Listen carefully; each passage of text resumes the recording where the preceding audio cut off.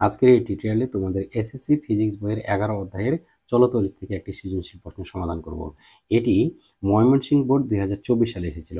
প্রশ্নটি অত্যন্ত ক্রিটিক্যাল এবং গুরুত্বপূর্ণ, তাই এই প্রশ্নটি আমি সমাধান করে দিচ্ছি। তোমরা যদি ভিডিওটি শেষ পর্যন্ত দেখে থাকো তাহলে এখানকার গ এবং ঘ যে ম্যাথ রিলেটেড প্রশ্ন দুটি রয়েছে, এই প্রশ্ন দুটির সমাধান তোমাদের কাছে একবারই সহজ হয়ে যাবে। তো চলো সবার প্রথমে আমরা প্রশ্নটি পড়ে ফেলি। গ নম্বরের প্রশ্নটি লেখা আছে কি, বর্তনীর তুল্য রোধ নির্ণয় করো। তো আমরা জানি সাধারণত এই চলতরিতের গ নম্বরে এই ধরনের প্রশ্নটাই থাকে, তুল্য রোধ নির্ণয় করার বিষয়টা। এখানে তোমরা একটা জিনিস দেখতে পাচ্ছ, দেখো এখানে কিন্তু এই সি বিন্দু থেকে একটা ভূ সংযোগ করা হয়েছে।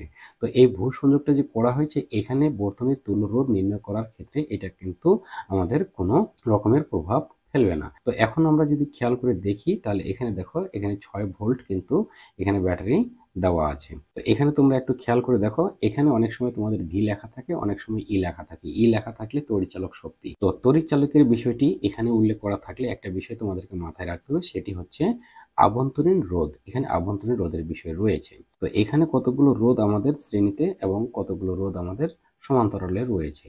মূলত এই রোধগুলোরই আমাদের তুল্য রোধ বের করতে হবে। তোমরা জানো যে তুল্য রোধ বিষয়টি হচ্ছে যে সবগুলো রোধকে একটি রোধে পরিণত করা।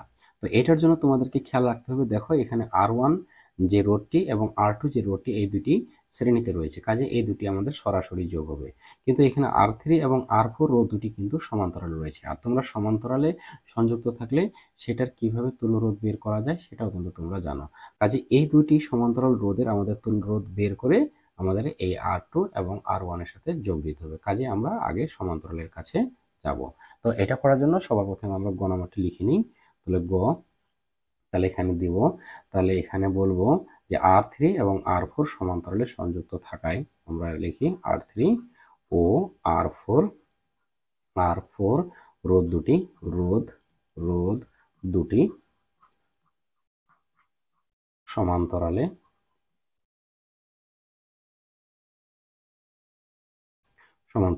যুক্ত থাকায় এইটুকু অংশের আমরা তুল্য রোধ বের করব। যুক্ত থাকায় তুল্য রোধ। আমি কিন্তু পুরো বর্তনীটার তুল্য রোধ বের করতেছি না। পুরো বর্তনীর রোধ মানে কি, এইটা এবং এটাও যখন আমরা কাউন্ট করব তাহলে এটা পুরো বর্তনীর রোধ হবে। কিন্তু আমি যেহেতু এইটুকুর বের করতেছি, সুতরাং এইটুকুর রোধকেও আমি কিন্তু তুল্য রোধ বলতে পারি। এখন তুল্য রোধকে আমি এটা যত সমান্তরালে যুক্ত রয়েছে সেটাকে আরপি দ্বারা ডিফাইন করলাম, এবং সেটা তোমরা জানো যে এটা 1/rpও লেখা যায়। তার মানে আমি এটাকে এই পর্যন্ত এই পাশে দেখাই দেওয়ার চেষ্টা করতেছি, 1/rp যেহেতু সমান্তরালে রয়েছে। আর এখানে লিখবো 1 কত R3 এন্ড যোগ লিখবো 1/R4। এভাবেও লিখতে পারো। আর এখানে তোমরা যদি আরপি সরাসরি লেখো তাহলে এরকম হবে R3 প্লাস 1/R4। আর এইখানে টোটালটার উপর একটা কি দিতে হবে, ইনভার্স দিতে হবে। তাহলে এইভাবেও করতে পারো, তোমরা কিন্তু এইভাবেও করতে পারো। তোমাদের সহায়ক বইগুলোতে সাধারণত এটা করা থাকে, তোমরা এটাও করো বা এটাই করো, তোমাদের যা মন চাইবে সেটাই তোমরা করতে পারো। কারণ ইনভার্স করার অর্থ হলো যে ইনভার্সটাকে আমি স্বাভাবিকে পরিণত করতে পারবো, জাস্ট খালি ভগ্নাংশটাকে লবটাকে হর করে দেবো আর হরটাকে লব করে দেবো, জাস্ট উল্টিয়ে দিব। তো এটা আমরা পরে করব, তার আগে মানগুলো আগে বসাই। এখানে 1/R3 এর ভ্যালু হচ্ছে কত, 3, অ্যান্ড R4 এর ভ্যালু হচ্ছে দেখো এখানে কত, 3। আর এখানে আমরা কি করলাম, ইনভার্স করে দিলাম। ইনভার্স করলে এখানে দেখো তাহলে কত হবে, এখানে 3 লসাগু হবে, আর এখানে 1 প্লাস 1 হবে। এটা তোমরা জানো, আমি অত ব্যাখ্যা করলাম না বিষয়টা। তারপরে এখানে হচ্ছে কত, 2/3, আর এখানে কত, ইনভার্স। তাহলে এই ইনভার্সের কারণে জাস্ট আমরা ভগ্নাংশটাকে উল্টে দিব। তাহলে কি, উপরে 3 গেল আর নিচে 2, আর 3/2 দ্যাট ইজ কত হচ্ছে 1.5। এটা আমরা রোধ, যেহেতু রোধের একক হচ্ছে ওহম, আমরা এখানে ওহম লিখে দিলাম। এখন আমরা এই R1 R2 আর এখানে যে আরপি পাইলাম, এই তিনটাকে যেহেতু শ্রেণীতে রয়েছে, জাস্ট এটা আমরা সরাসরি যোগ করে দিলে এই বর্তনীটির তুল্য রোধ পাওয়া যাবে। তাহলে ডাইরেক্টলি বলতে পারি বর্তনীর তুল্য রোধ। আমি আর বেশি লিখলাম না, যেগুলো শ্রেণীতে যুক্ত এটা সেটা যুক্ত, এটা আমরা লিখবো না, ডাইরেক্টলি লিখবো বর্তনীর তুল্য রোধ। বর্তনীর তুল্য রোধ, যেটা মেইন রোধ তুল্য রোধ বের করি বর্তনীর, সেটাকে আর দ্বারা ডিফাইন করা হয়। সেই আর এর জন্য আমরা এখানে লিখতে পারি R1 যোগ R2 যোগ এই যেটা আমরা বের করলাম আর পি। তোমাদেরকে আরো একটা বিষয় স্মরণ করাই দিই, যদি একই মানের রোধ যদি সমান্তরালে যুক্ত থাকে তাহলে রোধের মানকে আমরা রোধের সংখ্যা দ্বারা যদি ভাগ করি তাহলে তুল্য রোধ পাওয়া যায়। সেটাও যদি আমরা বিবেচনা করি তাহলে এখানে দেখো 3 এবং 3 ছিল, তাহলে 3কে আমরা দুইটা রোধ যেহেতু তাহলে 2 দ্বারা ভাগ করলে 1.5 পাওয়া যায়। ওইটা খুব শর্ট হয়ে যায় এবং সংক্ষিপ্ত হয়ে যায়। সেটা সাধারণত এমসিকিউ করার বেলা আমরা অ্যাপ্লাই করতে পারি, কিন্তু লিখিতর জন্য আমরা সেটা করব না, আমরা পুরোটাই এভাবে দেখাই দেবো। দেন এখন কি করি, আর ওয়ান এর ভ্যালু তোমরা লিখে ফেলো। আর1 এর ভ্যালু আছে 2 অ্যান্ড আর2 ভ্যালু আছে, এটারও ভ্যালু 2 অ্যান্ড আর পি এর ভ্যালু পেয়েছি 1.5, দ্যাট ইজ ইন টোটালি এত ওহম। আমরা এটা করি তাহলে এখানে পাচ্ছি 2 2 4, এখানে 5.5 পাচ্ছি 5.5 ওহম। এটাই হচ্ছে আমাদের এই বর্তনীটির তুল্য রোধ। জাস্ট এইটুকুই আমাদেরকে গ নম্বরে নির্ণয় করতে বলেছিল। তো এরপরে আসি আমরা ঘ নম্বরে। তো ঘ নম্বরে কি লেখা আছে আমরা পড়ে ফেলি। ভূ সংযোগের পূর্বে ও পরে বি ও ডি বিন্দুর বিভবের কিরূপ পরিবর্তন ঘটবে তা গাণিতিকভাবে ব্যাখ্যা করো। তার মানে ব্যাপারটা হচ্ছে এরকম, প্রথম দিকে তোমাদেরকে এই যে ভূ সংযোগটা এখানে দেওয়া আছে এটা মনে করা যাবে না, তোমরা এটাকে আপাতত মাইনাস হিসেবে মনে করবা যে এটা নেই। যদি না থাকে তাহলে এখানে তোমার এই যে বি বিন্দু, এই যে বি বিন্দু এবং এখানে কি রয়েছে, এই যে এই পাশে ডি বিন্দু রয়েছে, এই বি বিন্দু এবং ডি বিন্দুর বিভব তোমাদেরকে পার্সোনালি বের করতে হবে। তো বি বিন্দুর বিভব বের করতে গেলে তোমাকে অবশ্যই আগে এই এ বিন্দুটির বিভব তোমাদের জানা থাকা লাগবে। তোমাদের একটা বিষয় এখানে রিমাইন্ড করে দিই, যদি এখানে ভোল্ট, যদি এখানে আভ্যন্তরীণ রোধের কথা যদি বলা না থাকতো তাহলে কিন্তু আমরা এই এ বিন্দুতে বিভব কিন্তু আমরা 6 ভোল্ট ধরে নিতে পারতাম, কিন্তু এ বিন্দুতে বিভব 6 ভোল্ট কিনা এটা দিয়ে আমাদেরকে এই যে এখানে প্রবাহিত তড়িতের মান দেওয়া আছে, এই প্রবাহিত তড়িতের মান আমাদের তুল্য রোধ যে বের করেছি সেটা দিয়ে আমরা দেখতে পারি যে এইখানে বিভব অ্যাকচুয়ালি কত, কারণ এখানে একটা আভ্যন্তরীণ রোধের বিষয় রয়েছে যেটা ই দ্বারা আমরা বুঝতে পারতেছি। তো এই জন্য সবার প্রথমে আমরা দেখব যে এইখানে এ বিন্দুতে বিভব কত, সেটা আমরা যদি পেতে চাই তাহলে সেটা আমরা কি করব, তাহলে আমরা এইভাবে বলতে পারি। তার আগে ঘ নম্বর লিখে নিই। তো এ বিন্দুর বিভব পার্থক্য নির্ণয় করতে গেলে আমাকে আগে কি করতে হবে, এই পুরো বর্তনীটার বিভব কত সেটা আমরা অ্যাকচুয়ালি নির্ণয় করব। তো এটা নির্ণয় করার জন্য আমরা কি করি, তাহলে গ হতে পাই লিখতে পারি, হতে গ হতে পাই, গ হতে কি পাই, এখানে তুল্য রোধ কত ছিল সেটা আমরা লিখে নেব, তুল্য রোধ। তাহলে গ নম্বরের তুল্য রোধ কত ছিল সেটা তোমরা জানো, তুল্য রোধ সেটাকে আর দ্বারা ডিফাইন করেছিলাম এবং সেটার মান ছিল কত, 5.5 ওহম। এই 5.5 ওহম এবং এখানকার যে প্রবাহিত তড়িৎ আছে এই তড়িতের সাথে এটা যদি রিলেশন করি তাহলে পুরো বর্তনীটার বিভব কত সেটা আমরা পেয়ে যাব। তো সেটা করার জন্য আমরা লিখতে পারি তাহলে বর্তনীর বিভব, বর্তনীর বিভব ভি হলে, ভি হলে তাহলে আমরা লিখতে পারি তাহলে কি, V equal to IR, I R. এখানে তোমরা একটু উল্লেখ করে নিবা, এখানে এখানে আই হচ্ছে কত, 1 এম্পিয়ার, 1 অ্যাম্পিয়ার। আর বাকিটা তো আমার আর তো আমি এখানে উল্লেখ করেছি যার কারণে এটা বলবো না আমরা। তাহলে এখানে আমরা এখন আই এর মান বসিয়ে দিই, কত আই এর মান হচ্ছে 1 এবং আর এর মান হচ্ছে কত 5.5, 5 পয়েন্ট কত 5। এটা তো একটা তোমরা বড় করে দিবে এবং তোমাদের এখানে জায়গা থাকবে, তোমরা সেটা ক্লিয়ার করে নিবে। আমি এখানে করে নিচ্ছি, তাহলে এখানে পাচ্ছি কত 5.5 ভোল্ট। দেখো তাহলে এই বর্তনীর বিভব পার্থক্য হচ্ছে কত 5 ভোল্ট, আর এখানে মেনশন করা রয়েছে কত তড়িৎচালক শক্তি 6 ভোল্ট। তাহলে এখান থেকে বুঝতেছি তাহলে এখানে যে আভ্যন্তরীণ রোধ রয়েছে সেই আভ্যন্তরীণ রোধটা কত, এই 6 ভোল্ট থেকে যদি আমরা এই 5.5 ভোল্ট বাদ দিই তার মানে হাফ ভোল্ট হচ্ছে আভ্যন্তরীণ রোধ। তাহলে আমরা বলতে পারি এখানে আভ্যন্তরীণ রোধ হচ্ছে কত, এটা বলতে পারি আমরা আভ্যন্তরীণ রোধ, কিন্তু এটা আমাদের চাইনি। আভ্যন্তরীণ বা অভ্যন্তরীণ তোমরা একটু খেয়াল করে নিবা, অভ্যন্তরীণ রোধ, অভ্যন্তরীণ রোধ, রোধ কত, এটা আমরা অভ্যন্তরীণ রোধকে যদি আমি আর দ্বারা ডিফাইন করি তাহলে আমি বলতে পারি 6 মাইনাস কত 5.5, তাহলে এখানে ভোল্ট লিখে দিলাম, ভোল্ট দ্যাট ইজ কত, এটা হচ্ছে 0.5 ভোল্ট। এটা আমাদের খ নম্বরের বি ও ডি এই বিন্দুর বিভব পার্থক্য নির্ণয় করার ক্ষেত্রে তেমন একটা প্রভাব ফেলবে না বা আমার তেমন একটা প্রয়োজন নেই, কিন্তু তারপর আমি ব্যাপারটা বুঝিয়ে দিলাম যে তোমরা এখানে ই ইকুয়াল টু 6 ভোল্ট ব্যবহার না করে আমাদেরকে কিন্তু ব্যবহার করতে হবে কত 5.5 ভোল্ট। এই বিষয়টা একটু তোমাদেরকে মাথায় রাখতে হবে। এখন দেখো বি বিন্দু এবং ডি বিন্দুর বিভব, তাহলে আমরা যদি বি বিন্দুর এই বিভব পার্থক্য পেতে চাই তাহলে আমরা কিন্তু এখন বুঝে গেলাম, তাহলে এ বিন্দুর বিভব কিন্তু আমরা পেয়ে গেলাম কত 5.5 ভোল্ট। তাহলে এ বিন্দুর বিভব যদি 5.5 ভোল্ট হয় আর বি বিন্দুর বিভব আমাকে বের করতে হবে, তাহলে আমাকে আগে এ বি, এই এ এবং বি বিন্দুর বিভব পার্থক্য বের করতে হবে। তার জন্য আমরা এখন লিখব এ বি এর বিভব পার্থক্য, আমরা সরাসরি লিখব, কারণ না হলে অঙ্ক অনেক বড় হয়ে যাবে। এ বি এর বিভব পার্থক্য, এর বিভব পার্থক্য, এ বি এর বিভব পার্থক্য। তাহলে সেটাকে যদি আমি ভি এ বি বলি, তাহলে কি তোমরা জানো ভি ইকুয়াল টু আই আর, তাহলে এখানে আই দিলাম, আর আর হচ্ছে যে বিন্দু দুইটির বিভব পার্থক্য নির্ণয় করতে চাচ্ছি তার মধ্যবর্তী রোধ, তার মধ্যবর্তী রোধ শুধু আর ওয়ান, কাজে এখানে আমি ডাইরেক্টলি আর ওয়ান লিখে দিলেই হবে। এখানে আই কত ছিল 1 এবং আর কত, এখানে আর এর মান হচ্ছে কত 2, তাহলে এখানে ভোল্ট আমরা লিখবো, এখানে ভোল্ট দিয়ে দিলাম, তাহলে এখানে কত হবে 2 ভোল্ট, আমরা কিন্তু 2 ভোল্ট পেয়ে গেলাম। এখন এখন আমরা এটাকে এইভাবে লিখতে পারি, এখন এখানে V A B is equal to VA minus VB,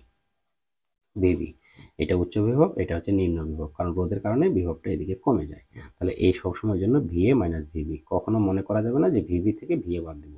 তাহলে এখন আমরা যদি মানগুলো বসে দিই, ভি এর মান কত পেয়েছি 2, এই যে পেলাম এখনই, এবং এই ভি এর মান কত ছিল, এখানে ভি এর মানটা ছিল 5.5। আমি বলছিলাম যে মূল যে বর্তনীর যে বিভব পার্থক্য সেটাই হচ্ছে এ বিন্দুতে বিভব, তাহলে এ বিন্দুর বিভব হচ্ছে কত 5.5। এটা যদি তোমরা এখানে লাইনটা লিখে দাও তাহলে আরো ভালো হবে, না লিখলেও কোনো সমস্যা নাই। তাহলে আমরা এখানে লিখতে পারি 5.5 আর মাইনাস ভিবি মানে ভি বিন্দু তো আমরা বের করতেই চাচ্ছি, তাহলে এটা আমরা এইভাবে ডাইরেক্টলি করতে পারি, এটা এখানে মাইনাস আছে, এই পাশে আসে প্লাস হয়ে গেল, আর এখানে 5.5 থেকে 2 বাদ দিলে 3 পয়েন্ট কত হবে 5 হবে। তাহলে আমরা যদি সংযোগটাকে না ধরি তাহলে বি বিন্দুর বিভব কিন্তু আমরা পেয়ে গেলাম 3.5 ভোল্ট। এখন যেহেতু আমরা বি বিন্দুর বিভব কত 3.5 ভোল্ট পেয়েছি, এভাবে আমরা সি বিন্দুর পাবো, এভাবে সি বিন্দুর পাইলে আমরা এইভাবে ডি বিন্দুতে পেয়ে যাব, কারণ এই সি বিন্দুর বিভবটা আমরা না পেলে আমরা ডি বিন্দুর বিভব কিন্তু নির্ণয় করতে পারবো না। তাহলে অনুরূপভাবে আমাকে এখন তার মানে এই বিসি এর মধ্যবর্তী বিভব পার্থক্য নির্ণয় করতে হবে। আমরা লিখতে পারি বিসি এর বিভব পার্থক্য, বিসি এর বিভব পার্থক্য,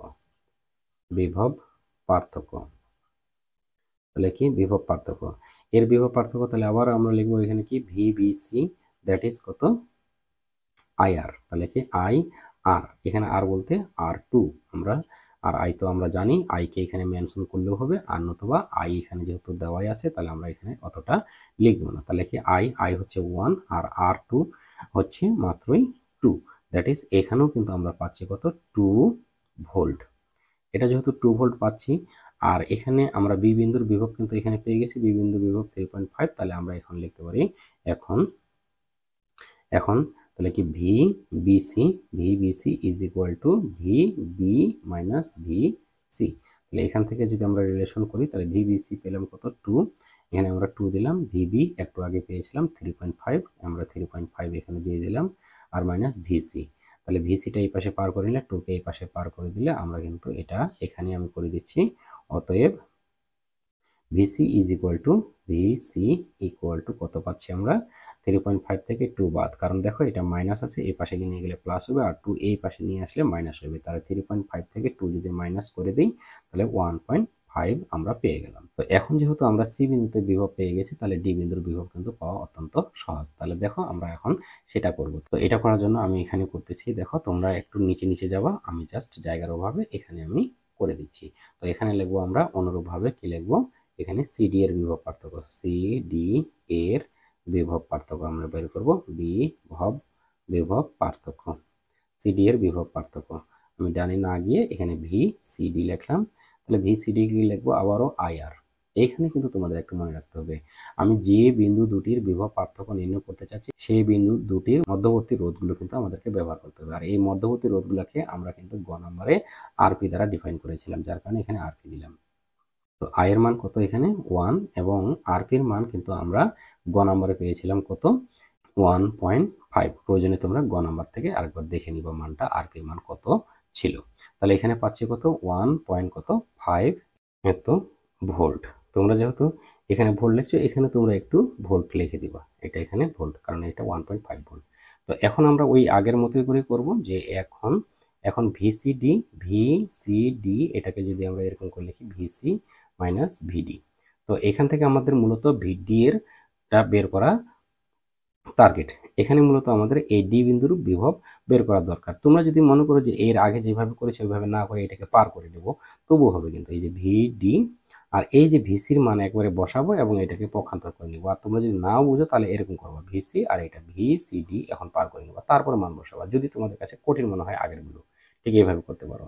তাহলে ভিসির মান কত রয়েছে একটু আগে তোমরা বের করেছো, 1.5 ভোল্ট, এটা দিলাম 1.5 ভোল্ট। আর এখানে ভিসিডি যেটা একটু আগে বের করলাম 1.5, দ্যাট ইজ আমরা কিন্তু কত পাচ্ছি, 0 ভোল্ট পাচ্ছি। তো এই ছিল আমাদের ভূ সংযোগের পূর্বে ডি এবং বি বিন্দুর বিভব। তাহলে ডি বিন্দুর বিভব পাইলাম কত, 0 ভোল্ট, এবং বি বিন্দুর বিভব আমরা একটু আগে পেয়েছিলাম, এই যে এখানে বি বিন্দুর বিভব ছিল 3.5 ভোল্ট। প্রয়োজনে আমি তোমাদের এই বিষয়টা মার্ক করে দিচ্ছি, এখানে হচ্ছে 3.5 ভোল্ট, আর এটাতে পাইলাম কত, 0 ভোল্ট। এখন আমরা যদি এটাকে ভূ সংযোগ ধরে নিই, তাহলে এখানে বি বিন্দুতে এবং এখানকার ডি বিন্দুতে বিভব কত, জাস্ট এটা বের করে আমাদেরকে তুলনা করতে হবে। এতটুকুই আমাদের অঙ্কের বিষয়। তো এখন আসি আমরা ভূ সংযোগের পরের ঘটনায়। যদি আমরা এখানে এটাকে ভূ সংযোগ ধরে নিই, তাহলে আমাদের এই সি বিন্দুতে এখানে কিন্তু বিভবটা 0 হয়ে যাবে। তার মানে এই যে V C is equal to কি হবে, 0 হবে, কারণ এটা ভূ সংযোগ করে দেওয়া হয়েছে, যার কারণে সকল ইলেকট্রন প্রবাহিত হয়ে এই জায়গায় চলে গেছে। তাহলে এখানে ভোল্টেজ একেবারে কি দেখাবে, 0 দেখাবে। তাহলে সেটার জন্য তোমরা এখানে একটা নোট নিতে পারো যে ভূ সংযোগের পর, ভূ সংযোগের ভূ সংযোগের পর সি বিন্দুতে বিভব কি হবে, বিভব VC is equal two 0 volt হয়ে যাবে। তো এখন যদি আমরা এই বি বিন্দুর বিভব নির্ণয় করতে চাই, তাহলে বিসি এর বিভব পার্থক্য সংযোগের আগে, এই ভূ সংযোগের আগে যে বিসি এর বিভব পার্থক্য ছিল, সেই বিসি এর বিভব পার্থক্য কিন্তু বর্তমানে কিন্তু বিসি এর বিভব পার্থক্য সেটাই থাকবে। তার মানে এর আগে কিন্তু এই বিসি এর বিভব পার্থক্য 2 বের করেছিলাম। তাহলে আমরা বলতে পারি যে তোমরা ডাইরেক্টলি এখানে বিসি ব্যবহার করতে পারো, বিসি ইকুয়াল টু, এখন আমরা কথাটা লিখি আবারও, এখন ভিবিসি, তার মানে কি ভিবি মাইনাস ভিসি। তাহলে দেখো ভিবিসি তোমরা একটু আগে বের করেছিলে, যেটা ছিল আমাদের 2 ভোল্ট, আর এখানে ভিবিটা আমরা পেতে চাই বর্তমানে, আর ভিসি তো 0। তো অতএব আমরা এখানে ভিবি এর মান পাচ্ছি কত, ভিবি এর মান পাচ্ছি কত, 2 ভোল্ট। তার মানে আমরা দেখলাম ভূ সংযোগের পর এই বি বিন্দুতে আমাদের ভোল্ট হচ্ছে কত, 2 ভোল্ট। তো এখন আমরা এই ডি বিন্দুতে একইভাবে আমরা বিভব নির্ণয় করতে পারি। এজন্য আমরা লিখতে পারি ভি সি ডি, এখানে আবার কথাটা আমরা এখানে উল্লেখ করি, আবার VCD equal to VC minus কত, ভিডি। এখন ভিসিডি আগে যেটা ছিল, ভূ সংযোগের আগে যে এখানকার বিভব পার্থক্য ছিল, সেই বিভব পার্থক্যটাই আমরা কিন্তু বের করতে পারবো। এটা আবারও যদি আমি তোমাদেরকে বলি, এখানকার বিভব পার্থক্য ছিল 1.5 ভোল্ট, প্রয়োজনে তোমরা উপরের দিকে দেখে নিবে। তাহলে এটা ছিল 1.5 ভোল্ট ছিল, এবং ভিসি হচ্ছে আমাদের 0, আর এখানে মাইনাস ভিডি। তাহলে দেখো এটা 0, তাহলে এখানে মাইনাস ভিডি, বা এখানে 1.5 ইকুয়াল টু কত, মাইনাস ভিডি। আমরা তাহলে বলতেই পারি যে এই মাইনাসটা এই পাশে পাঠিয়ে দিলে তাহলে আমাদের ভিডি ইকুয়াল টু, তাহলে এখানে লিখবো আমরা মাইনাস 1.5। দেখো তাহলে ভূ সংযোগের পর এই জায়গায় আমরা কত পাইলাম, 1.5 পেয়ে গেলাম ডি বিন্দুতে। তাহলে আমরা এখানে বলতে পারি ভূ সংযোগের ভূ সংযোগের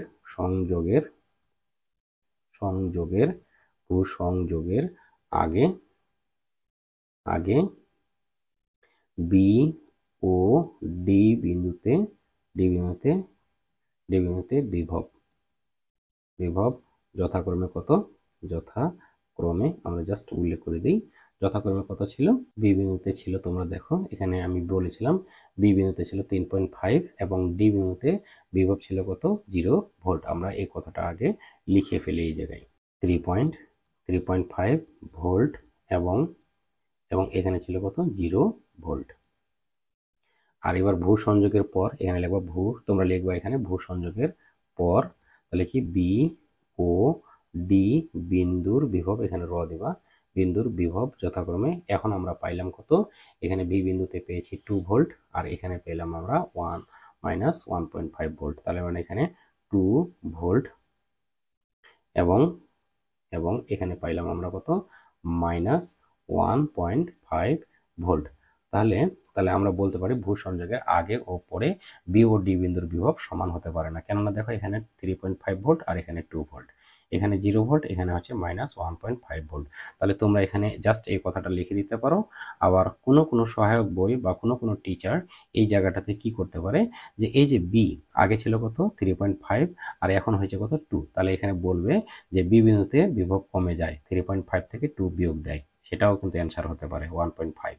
এবং ডি বিন্দুতে বিভব কমে যায় 0 ভোল্ট থেকে, এটা এখানে কিন্তু জিরোটাই বড়, এটা কিন্তু ছোট, তাহলে এটা থেকে এটা বিয়োগ দিতে হবে, তাহলে এটা থেকে এটা বিয়োগ দিলে 1.5 ভোল্ট পাওয়া যাবে। তোমরা বিয়োগ করার মাধ্যমেও কিন্তু বলতে পারো, আর নতুবা নর্মালি জাস্ট বলে দিতে পারো যে ভূ সংযোগের আগে এবং পরে বি ও ডি বিন্দুর বিভব সমান হবে না, যেহেতু এখানে আমরা লিখে দিলাম ব্যাপারটা, জাস্ট এইটুকু।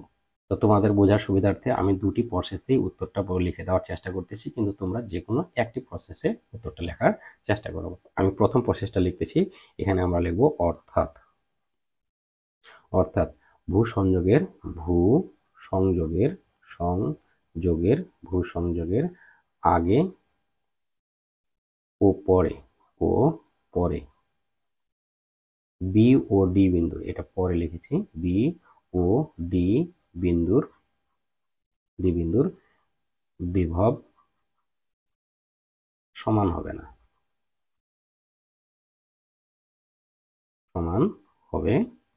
এতটুকুই কিন্তু আমরা উত্তর লিখে দিতে পারি।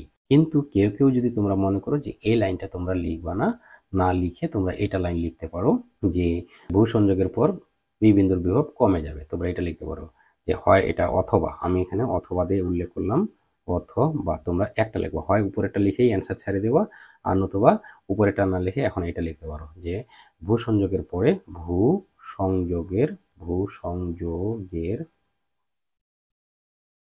পর বি বিন্দুর বিভব কমে যাবে,